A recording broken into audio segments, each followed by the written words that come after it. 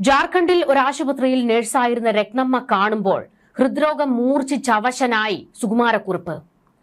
അയാൾ മരിച്ചു. ഇനി ആ ചാപ്റ്റർ ക്ലോസ് ചെയ്യുന്നു.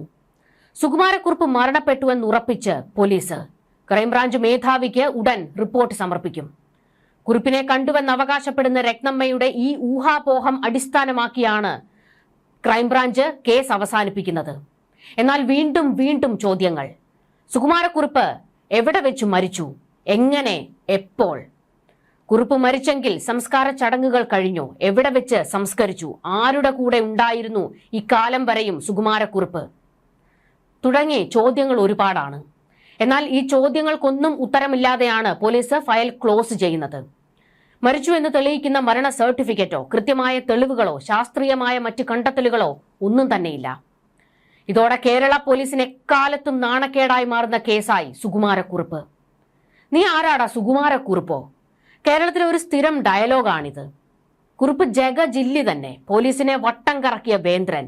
മരണപ്പെട്ടെങ്കിൽ ആ ചാരം പോലും പോലീസിന് കിട്ടാത്ത വിധം തന്റെ ഒടുക്കം കുറിച്ചവൻ. പിടികിട്ടാപ്പുള്ളി സുകുമാരക്കുറുപ്പിനെ കുറിച്ചുള്ള ചോദ്യങ്ങൾക്ക് ഒടുവിൽ ഉത്തരമാകുന്നു. കുറുപ്പ് ജീവിച്ചിരിപ്പില്ല എന്ന നിഗമനത്തിൽ കേസ് അവസാനിപ്പിക്കാൻ അന്വേഷണ സംഘം ഒരുങ്ങുന്നു എന്നാണ് ചാനലുകളിലെ തലക്കെട്ട്. എന്നാൽ എന്തുത്തരമാണ് കിട്ടിയത്? ഒരു ഊഹാപോഹത്തിൽ ഫയൽ ക്ലോസ് ചെയ്യുന്നു എന്ന് മാത്രം. അയാൾ മരിച്ചിട്ടുണ്ടാകാം, പക്ഷേ വേറെ ഒന്നിനെക്കുറിച്ചും ഒരു തുമ്പും വാലുമില്ല. ഹൃദ്രോഗത്തെ തുടർന്ന് വർഷങ്ങൾക്ക് മുൻപ് കുറുപ്പ് മരിച്ചിരിക്കാമെന്നാണ് അന്വേഷണ സംഘത്തിന്റെ നിഗമനം. പുതിയ അന്വേഷണ സംഘം ക്രൈംബ്രാഞ്ച് മേധാവിക്ക് ഉടൻ റിപ്പോർട്ടും നൽകും.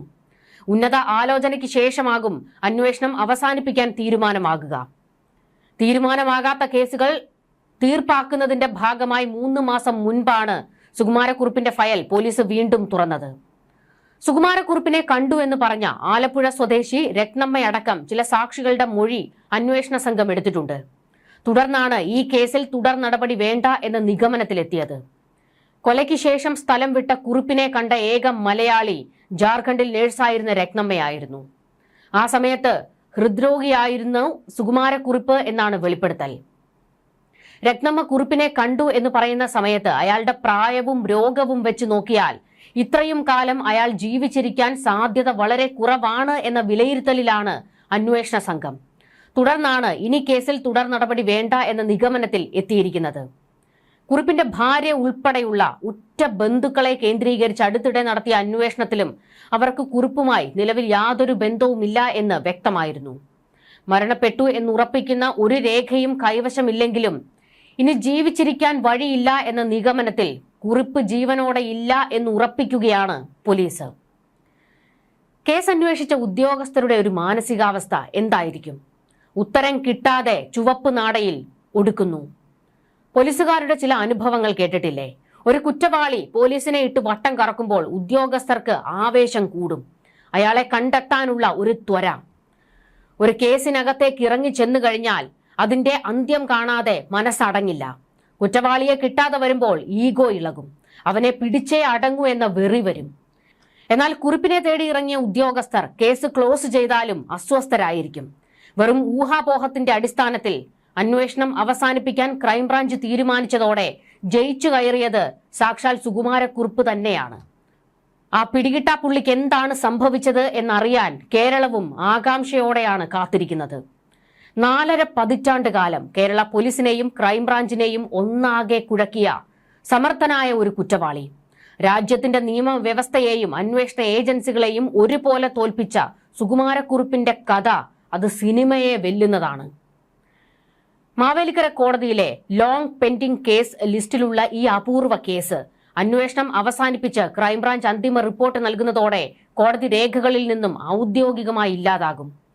ആലപ്പുഴയിലെ ചെങ്ങന്നൂർ താലൂക്കിൽ ചെറിയനാട് വില്ലേജിൽ പുത്തൻ വീട്ടിൽ ശിവരാമക്കുറുപ്പിന്റെ മകൻ ഗോപാലകൃഷ്ണ കുറുപ്പ് എന്ന സുകുമാരക്കുറുപ്പ് ഇതിലൂടെ നിയമത്തിന് എന്നേക്കുമായി പിടികൊടുക്കാത്ത കഥാപാത്രമായി മാറും. ഒരു പ്രതിയെ എല്ലാ തെളിവുകളുടെയും അടിസ്ഥാനത്തിൽ കുറ്റവാളിയാണെന്ന് സ്ഥിരീകരിച്ച് 4 പതിറ്റാണ്ടുകൾ കഴിഞ്ഞു. കസ്റ്റഡിയിൽ എടുക്കാതെയും ചോദ്യം ചെയ്യാതെയും ഒരാൾ പ്രതിയാണെന്ന് ഉറപ്പിച്ച അപൂർവ കേസുകളിലൊന്നാണ് സുകുമാരക്കുറുപ്പ് മുഖ്യപ്രതിയായ ചാക്കോ വധക്കേസ്. ഒരിക്കൽ പോലും ചോദ്യം ചെയ്യാതെ പ്രതി ഇന്ന വ്യക്തിയാണെന്ന് ഉറപ്പിച്ച് ഇത് ആഗോള ക്രിമിനൽ കേസ് ചരിത്രത്തിൽ പോലും അപൂർവമായ സംഭവമാണ്. 1984 ജനുവരി 22-നാണ് കേരളത്തെയും ഇന്ത്യൻ കുറ്റാന്വേഷണ ചരിത്രത്തെയും നടുക്കിയ ആ ക്രൂരകൃത്യം നടക്കുന്നത്.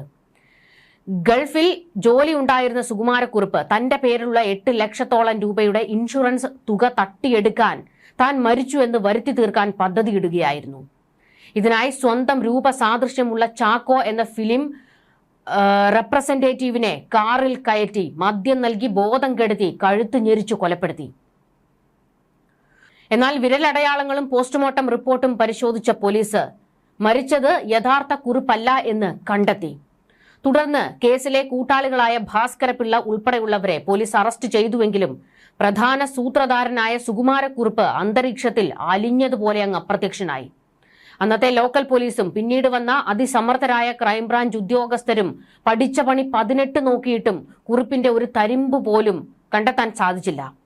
വടക്കേ ഇന്ത്യയിലെ സ്വാമിയായും ഗൾഫിലെ വ്യാപാരിയായും നേപ്പാൾ അതിർത്തിയിലെ ഒളിത്താവളങ്ങളിലുമെല്ലാം കുറിപ്പുണ്ട് എന്ന തരത്തിൽ ആയിരക്കണക്കിന് അഭ്യൂഹങ്ങളാണ് കഴിഞ്ഞ 42 വർഷത്തിനിടെ ഉയർന്നു വന്നത്. ഇവിടേക്കെല്ലാം പോയി പരിശോധന നടത്തി പോലീസും വലഞ്ഞു. പലയിടങ്ങളിലും പോലീസും ക്രൈംബ്രാഞ്ചും പാഞ്ഞെത്തിയെങ്കിലും നിരാശയായിരുന്നു ഫലം. കുറിപ്പിനെ കിട്ടിയില്ല.